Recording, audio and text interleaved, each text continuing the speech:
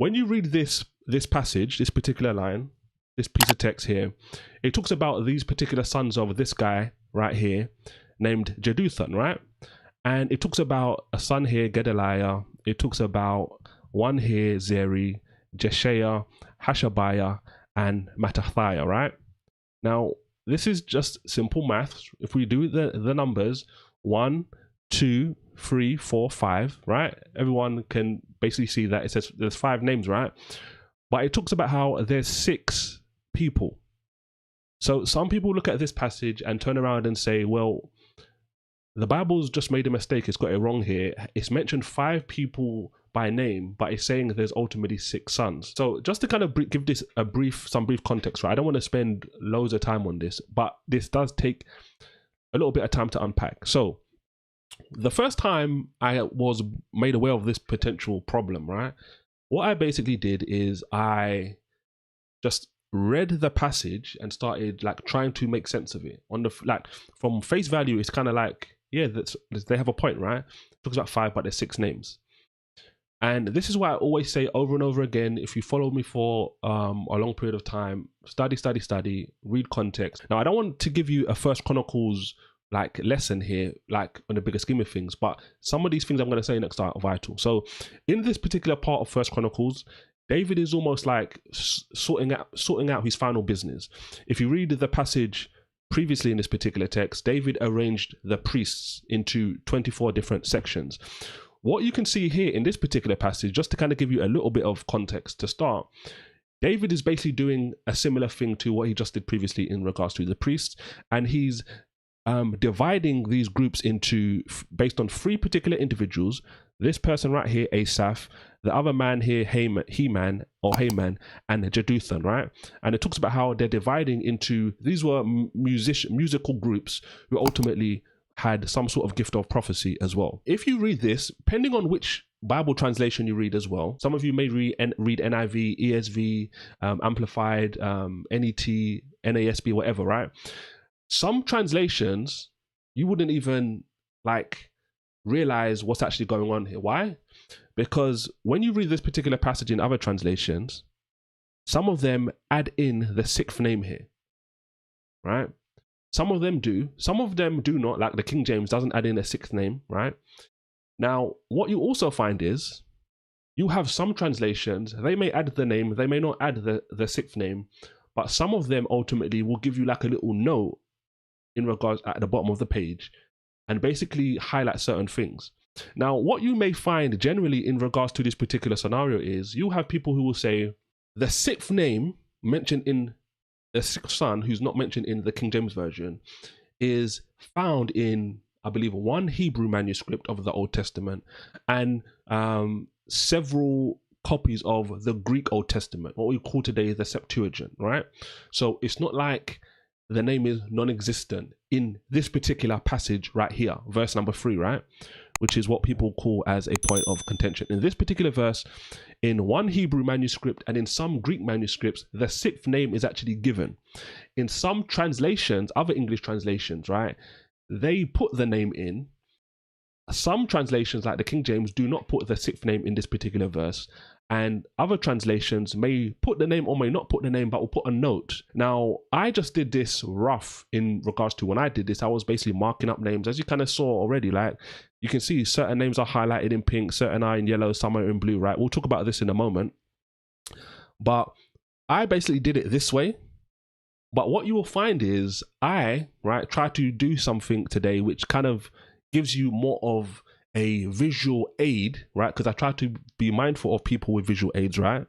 And people that like visual. So, and look at this. I basically put together something like this, which can kind of help you today as we walk through this, give you more insights about what's actually going on. What you see, we talked about these 3 names at the top, right? Asaph, Heman, and Jeduthun. 3 like standout people who were musicians who had some sort of gift of prophecy. These 3 groups of sons were listed in these names right here in 1 Chronicles 25.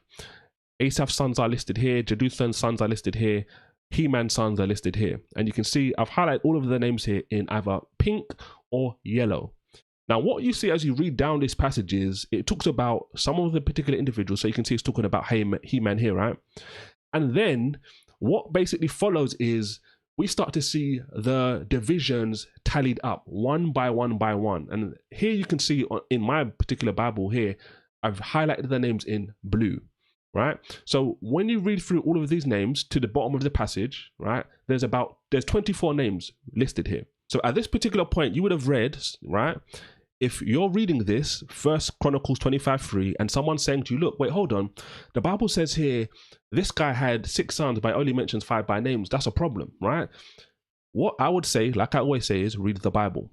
So let's go to the visual aid, and you can see right here. So what I've basically got first and foremost is just a category of what I've kind of explained already. You've got the musicians / prophets were separated by King David.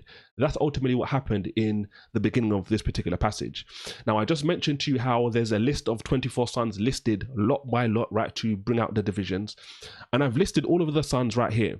Now, what you'll find as you go through this particular passage is there are about 4 names which stand out. And I've highlighted them right here in orange and in green.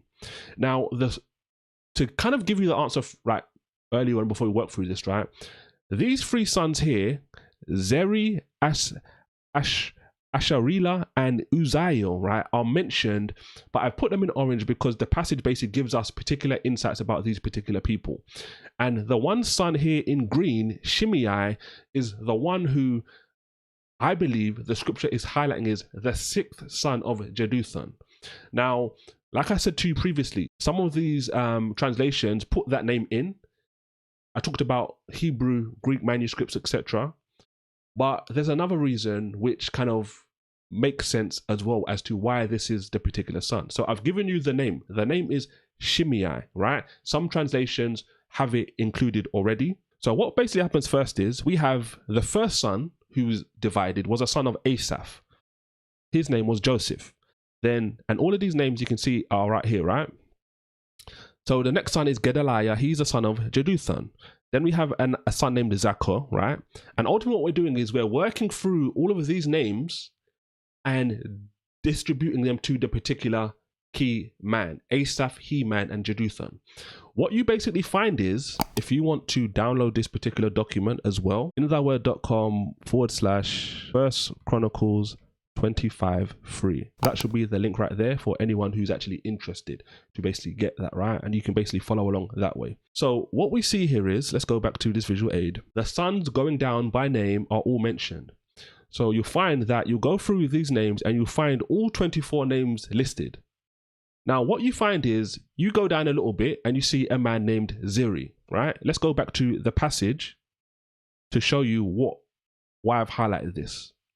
And what you basically see when you go down, as you're reading along, you see that the 4th, right, son was a man named, as you can see here, Isri, right?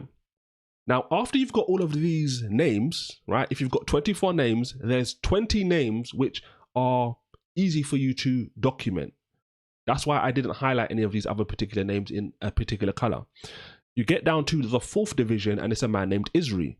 Now, some people will have a note in their Bible, but really and truly, if you've just now deduced, you look back and see that this name, Isri, is very similar. It's a variation of this name up here, which was a son of Jeduthun, Zeri. Zeri, Isri. Hopefully this is making sense. Now, going back to the visual aid again, what do we see next? We see, as we go down to the 7th son, we see a son named Asharela, right?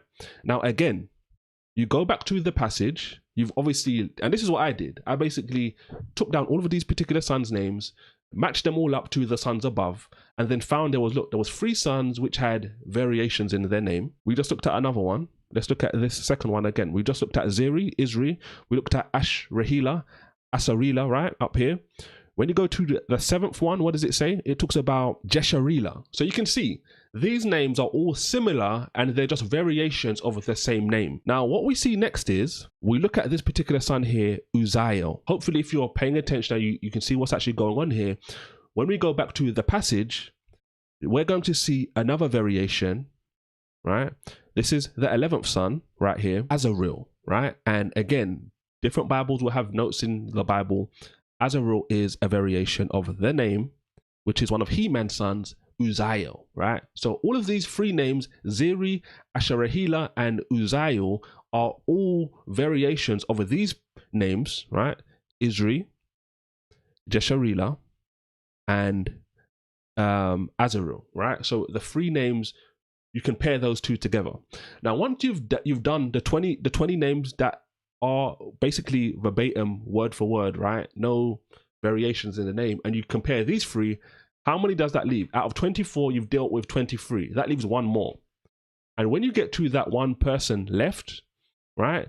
That person is the one right here named Shimei. So just by literally reading the passage, what you find that the Bible does, ultimately what the Bible is doing is the Bible's highlighting a certain amount of names, and this particular son is left out earlier, but just by doing deduction as you go down the passage and actually read it in its context, you see that this is the guy who would be the sixth son, ultimately, of Jeduthun, who is not mentioned just a few lines previously. We've got all of the names, and I listed them in this way, and we get to the bottom. These are the three sons ultimately who are of note, who have the name variations, and then Shimei is the one left out previously, who's ultimately the son. So I ultimately put some comments here as well, basically just referencing what I've said to you already about these are sons with variations in the name, and obviously Shimei is the one left out by deduction, who's ultimately the 24th son.